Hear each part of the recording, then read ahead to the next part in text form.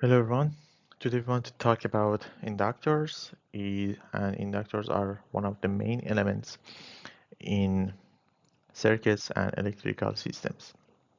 So, how is an inductor? Inductor is made by combination of several windings of wire through one conductor. So, as you can see from this picture, we have a lot of windings, normally is around 1000 turns, and it back from here. So the current will go from here and will back. So through these elements, we will have some magnetic field, magnetic core, and it will like this. So it go through here, and will make some inductors. It also can somehow, some like capacitors, store some energy. So inductors normally store some currents and it can discharge. So normally they connected in series. Capacitors are connected in parallel. And this is a schematic of and this, some inductors. So here we can see we have one inductor, a lot of windings go through one induct core. So inductor, if you want to find the inductor value, we have this equation. So we have mu, or the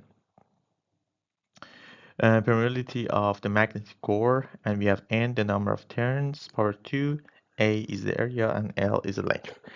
And this is a symbol for inductor.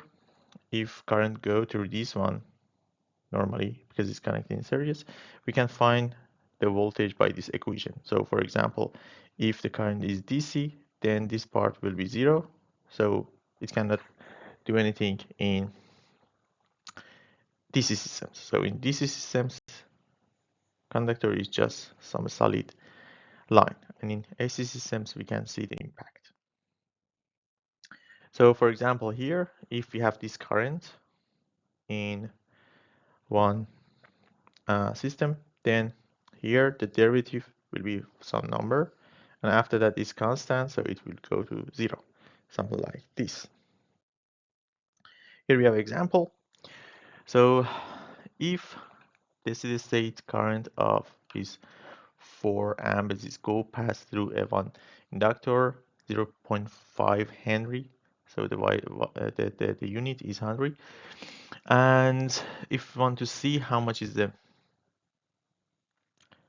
voltage through to that inductor.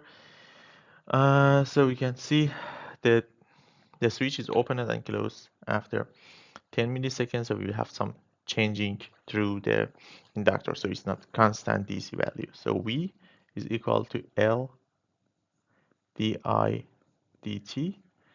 So we have 0.5 Henry, and di to dt is 4 amp change through 10 milliseconds. So it will make 200 volt.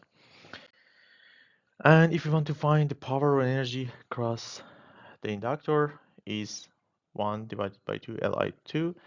For capacitors, we had 1 divided to CV2. So we can see it's more or less same to each other.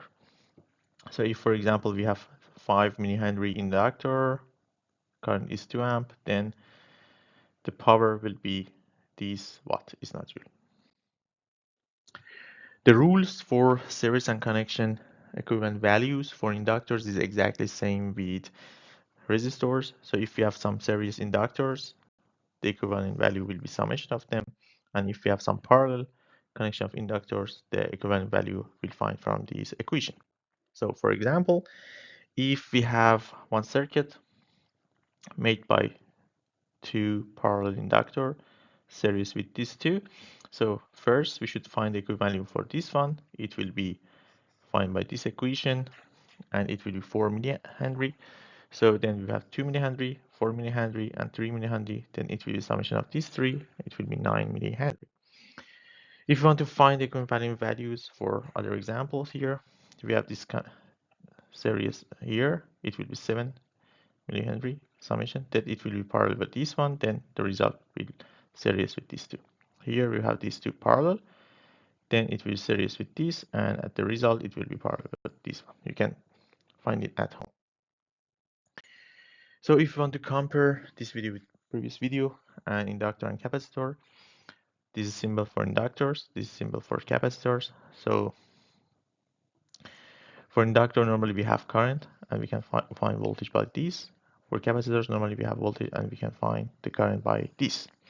This energy and power value is same. This is connected in series, this is connected in parallel, and we have a time constant also for inductor. The time constant for inductor is defined by this one, so how much it takes for one inductor to be charged fully. So we have this is the current, for example, if this is charged, if this is discharged. So this is the equation for charging, this is the equation for discharging. So how much it takes to be fully charged depends on resistors that is connected, an inductor value. So it can say how much it takes to be fully charged or fully discharged.